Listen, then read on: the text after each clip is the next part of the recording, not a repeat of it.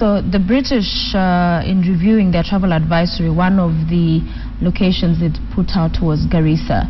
One of the senior officials as well reported in one of the dailies today, said there was actionable intelligence and that prior to this attack, there were in fact 4 more police officers that were deployed to Garissa.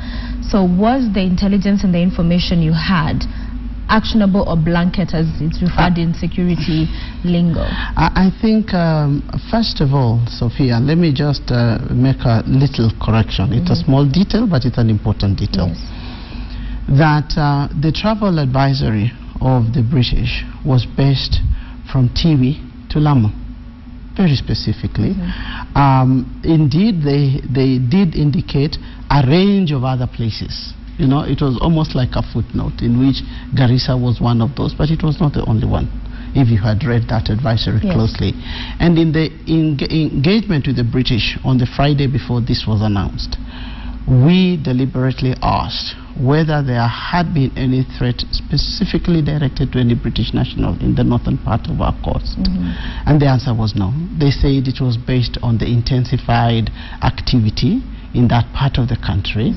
And whether there was anything new, they said there wasn't specifically anything new except our security activities had heightened. And yes, we had heightened the security activities because we were approaching festive season. We had done that over Christmas last year. And so it was a pattern we were taking because we knew, first of all, this was a festive season coming onto us. We knew the rainy seasons were coming. We had the patterns of movement from Somalia, and therefore it was necessary for us to intensify activities. We have had operations on the coast for nearly a year now. Okay, so were there 4 officers extra deployed in Garissa? There weren't. It wasn't just Garissa. We have extra deployment in very many places which we think are vulnerable. Yeah. Yes. For those who felt that perhaps regions like Mombasa that are seen as economic strongholds got more deployment as opposed to Garissa, because then that is why again it was targeted, seeing as a soft target, did not get enough focus and attention from the Interior Ministry. Let me give you just some perspective. Garissa alone has more than 1,500 troops on the ground. Garissa County. Wajir has upwards of 900. Mandera has upwards of 1,600. So this, looking at it even from a general national deployment perspective, it is actually the highest per capita. So the idea that this is a neglected area in terms of security is actually not correct. So we saw some of those warnings and notices put up at the University of Nairobi, USIU. Did you have any specific information in as far as a possible imminent attack on Garissa University College? There was, as you say, warnings across not just the universities, by the way. And just to put again this in perspective, this country has 67 universities. It has 8,000 secondary schools. It has 23,000 primary schools.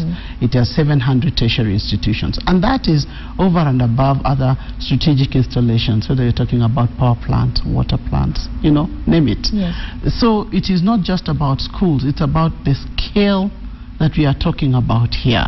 And I think this is what, without making any excuses, I think it is important that Kenyans appreciate the scale of what we are dealing with here. And we are not talking about just Garissa or the northeastern, it's across the country, because these vital installations are across the country. So and the reason why we had 4 people there is because, just in response, because as I have indicated to you, we were looking at all areas that were possibly, you know, possible targets. Because of course, they don't say we will be at this place at 5:30 in the morning. We look at the intelligence, it is analyzed, we look at the possible appetite, we are looking at various sleeper cells, we are following people across the country. And so I think it is important that Kenyans do understand that this is not about a particular part of this country. It is not about, and the idea that, you know, there is this region that is more favored, that is more focused on, is really not correct. And if you remember, even in December, the visibility of the security forces were across the country. It was not really in any one part of the country. Yes, there were warnings. We know that Nairobi University took a number of warnings into their notice boards. We are told even in Garissa there were some notice boards upwards. And some students actually thought because it was April Fool's Day, it could have just been, you know, one of those jokes. But I think it is important to understand that that the scale of the threat spans the entire country, the entire region, the entire world. Yes.